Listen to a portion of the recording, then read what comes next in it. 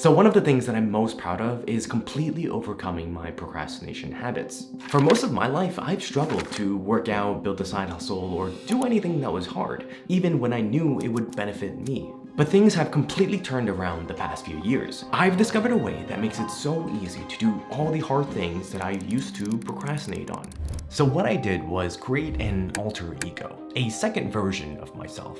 And without it, I would have never started making videos in my bedroom that eventually became the foundation of my media company today. Think of your alter ego as an enhanced version of yourself that's free from limitations. It takes your weaknesses and turns them into your strengths, and it makes your insecurities into their confidence.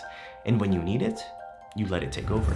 And creating your alter ego is easy. We all already subconsciously shape our identities and unlock different characteristics to fit into different social situations. Like the version of you going partying with your closest friends is completely different than the version of you who attends an important work meeting. But the problem is, most people don't know how to consciously unlock this superpower. So here's 4 steps to create your new limitless alter ego, so you can finally make the better choice between living an ordinary life that makes sense and an extraordinary life that makes you excited to get up every morning.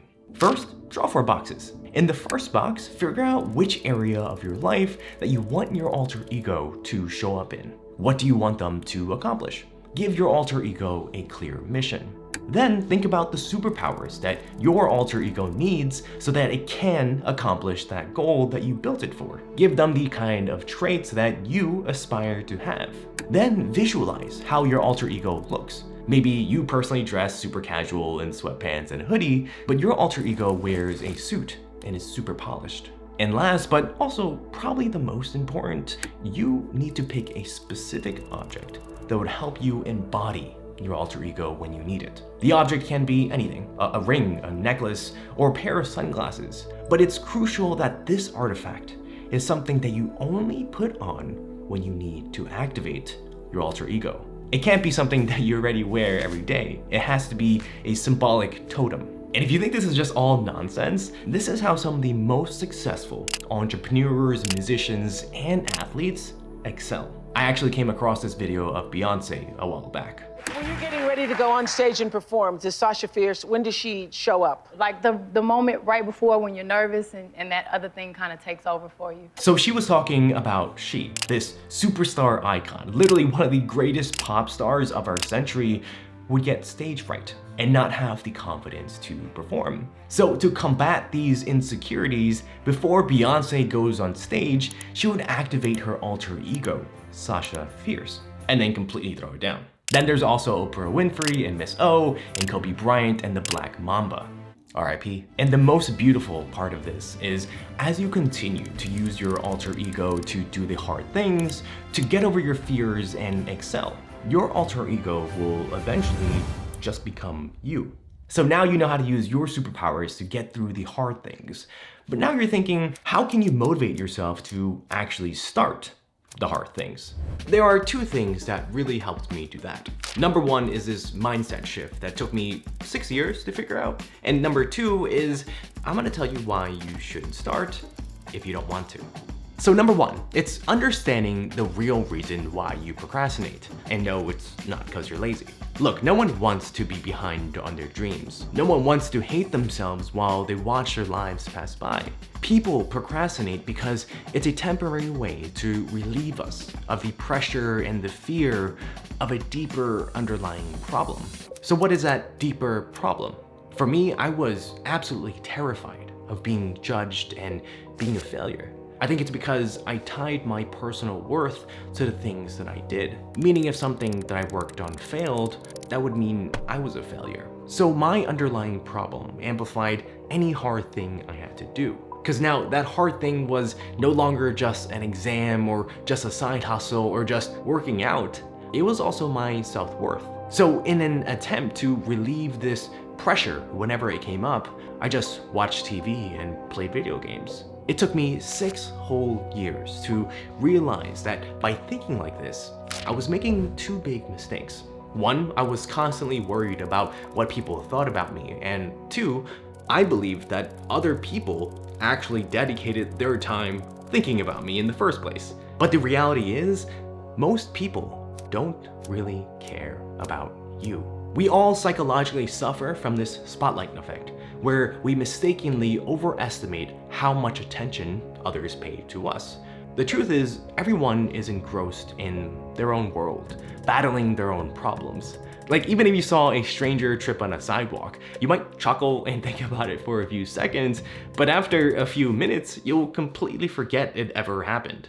Okay, but what if you just genuinely don't feel like starting, and you know it's not because of any insecurities? You're just actually tired and lazy. Well, then don't do it. I'm not gonna tell you to do it if you don't want to, because that's not gonna change your mind. But I will tell you to just get ready. If you don't want to go to the gym, just get ready. Put on your workout clothes. If you're tired of your job and it's finally time to start your side hustle, just get ready. Open up Google Docs and a notepad. You're not starting anything, you're just getting ready. And the great thing is, typically just getting into the motion of getting ready, taking that first step is enough to get you to keep going. But the problem is, taking the first step is the hardest one to take. Think about it. Let's say you have two boxes in a hallway. One of the boxes isn't moving, it's still, and the other is being pushed down the hall. It will actually require more energy to move the still box than it takes to keep the already moving box going. But once the still box starts moving, it'll require less energy to keep it going. In this case, if you haven't started yet, you are the still box. So it's all about making the first step easy by simplifying barriers and the number of steps needed to start. In my case, with recording these videos, I already have my lights, my camera, and my mic set up on this thing, ready to go. All I need to do is press record. Super easy. So this next tip might be confusing, because it's the complete opposite of what everyone preaches. So we were all raised to measure our worth by our results, like whether we get an A on our exam or whether our side hustle made $10,000 last month. But that's why most people struggle to do hard things. So in the 1890s, decades before Roosevelt became president, two journalists went up to him and asked if he wanted to become the president one day. Now you'd think Roosevelt would say, "Yes, of course, let the whole world know." But no. Instead, Roosevelt got frustrated, angry even, and started yelling, "Don't you dare ask me that. Don't put such ideas in my head. Don't remind a man at work on a political job that he may be president. It almost always kills him politically. He loses his nerve, he can't do his work, he gives up the very trait that are making him a possibility." That was my Roosevelt impression. The problem with fixating ourselves with the outcome is that we get our motivation from the end results. And when we don't see the tangible outcome very clearly, we get scared and doubt ourselves, which leads us to run away from our dreams before we even have a chance to knock on its door. But even if we grind for hundreds of hours, blood, sweat, and tears just to get a little bit closer to that door, just another 10 hours and we're one step away from opening the door of our dreams, it moves just a bit out of reach. Whenever we get close to reaching our dreams, our hedonic adaptation kicks in. Our human tendency is to constantly want more and never be satisfied. So our dreams keep changing, always moving out of reach. But there is a way to completely bypass this innate behavior, so you'll feel like anything, no matter how hard, is achievable. And this really clicked in my head after I read the story about Jesse Itzler, who decided to live with monks. So one beautiful day in a monastery, Jesse was cleaning the dishes after serving food to hundreds and hundreds of people. And as he's scrubbing and washing the plates, the monks just kept on bringing more and more plates. 100, 200, 500 plates that all needed to be cleaned. Obviously, this is a lot of work. So Jesse asked, "How many more do I have to do?" And the monk simply replies, "You only have to do one. Just the one that you're holding in your hand." Now, what appeared as a huge, lofty, unattainable goal for one person, cleaning more than 500 plates, was broken down into simply just doing one plate after the other. Setting goals are important to provide us with a general direction on where to go, but the tip is to focus on the process. doing the right things and taking the right steps. Because even if it's not obvious, each additional step that you take, each right or wrong turn, you'll learn something new. And when you focus on the process, that newness becomes the reward in itself. You don't climb the mountain just by looking at the top. Reaching the top is simply a byproduct of your journey. But what if the task is just straight up boring? You just need to do it and you're not making any progress. Something that really helped me is called the upgraded word. And it all begins with the letter E, the most common letter used to create words. You see, your language, how you speak and think about yourself, is what your mind will unconsciously adopt as your identity. And I'm not talking about negative self-talk or even using negative words.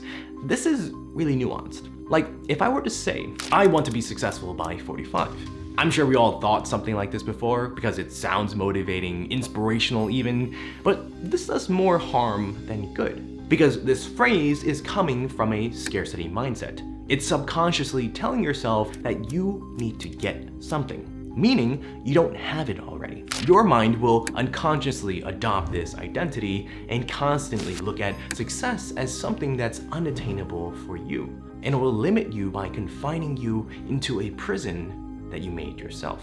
But I'm not saying just pretend like you're some super successful bigwig either. Instead, just make a small tweak to force yourself to adopt an abundance mindset. Instead of saying, I want to be successful by 45, you say, I am a person who is successful. And with this small tweak, you'll unconsciously take on a new identity because you'll think, I am currently successful. And what do successful people do? They execute and work hard. So I will execute and work hard. But simply changing your language is just half the battle. I'm all for having a healthy and positive mindset, but that alone isn't gonna cut it. You also need to take action to achieve what you want. And what's powerful is once you do take action, once you do take the proper steps, you'll start to see progress. And the progress itself will motivate you to continue to take more action. Like when I saw my first, $10 deposited into my bank account from my first online business, I just felt amazing. So I kept pushing because at that time, $10 was a lot of money for me. I kept learning and improving, and then it was $100, then $1,000, and I couldn't believe it. And that's what got me to where I am today. Financially free, traveling the world, and doing what I love to do. So know this, today is your chance. Your one chance to do the hard thing that will change everything.